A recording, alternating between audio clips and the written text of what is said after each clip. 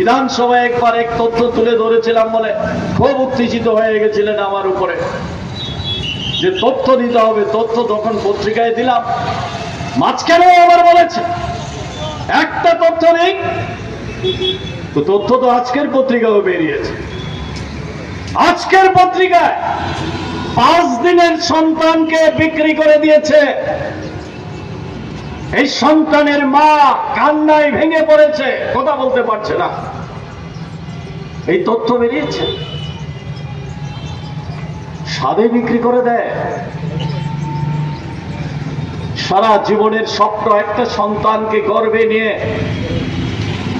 তাকে লালন পালন করে জন্মের পর 5 দিনের মাথায় বিক্রি করে দেয় কেউ। মা বাবার কাছে সবচেয়ে বড় সম্পদ হচ্ছে সন্তান, সেই সন্তানকে বিক্রি করে দিচ্ছে। সন্তানকে, ছেলে মেয়েকে বিষ খাইয়ে মা আত্মহত্যা করছে অভাবের তাড়নায়। শখে করেছ বললেই হবে, হুমকি দিয়ে ধমকি দিয়ে। এইসব বন্ধ করা যায়? এইসব বন্ধ করার জন্য কাজ চাই, খাদ্য চাই মানুষের কাছে। সেই কাজ খাদ্য কোথায়? এই জন্য আমরা দাবি করেছি প্রতিটা পরিবারকে, প্রতিজনকে মাসে 10 কেজি করে চাউল দিতে হবে বিনা পয়সায়। ভারত সরকারের সেই সামর্থ্য নেই, যথেষ্ট সামর্থ্য আছে। 10 কেজি করে খাদ্যশস্য প্রতিজনকে প্রতি মাসে দিতে হবে। এটা যদি নিশ্চিত করা যায়, সন্তান বিক্রি বন্ধ হবে। রেগার কাজ যদি 200 দিন করা যায়, সন্তান বিক্রি বন্ধ হবে। রেগার মজুরি যদি 600 টাকা করা যায়, ভিক্ষা বিক্রি বন্ধ হবে। এই কাজগুলি করা দরকার, কিন্তু কে করবে? রেগার বাজেট কমিয়ে দিয়েছে সেন্ট্রাল গভর্নমেন্ট। রেগার কাজ কমে গেলে এই বাজারে যে তার প্রভাব পড়ে, এটা বুঝতে পারছেন? এই যে আমাদের 59 জেলায়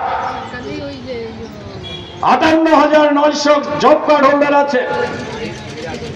তারা আগে কাজ পেত বামফ্রন্টের সময়ে 90 দিন, 92 দিন, 85 দিন। সেই কাজ এখন চলে এসেছে 35 দিন, 40 দিন। তার মানে আগে যদি 20,000 টাকা রোজগার করত, এখন তাদের রোজগার চলে এসেছে 10,000 টাকা। প্রতিটা জেলাতে 10 থেকে 12 কোটি টাকা কম পেয়েছে। প্রতিটা ব্লকে 1 থেকে 2 কোটি 3 কোটি টাকা কম পেয়েছে। কুমারঘাট ব্লকে তো 35টার মতো এডিসি এবং গ্রাম পঞ্চায়েত মিলে আছে।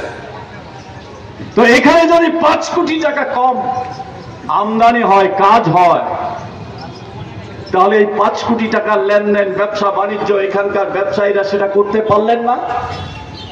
এখানকার মানুষ বঞ্চিত হলেন।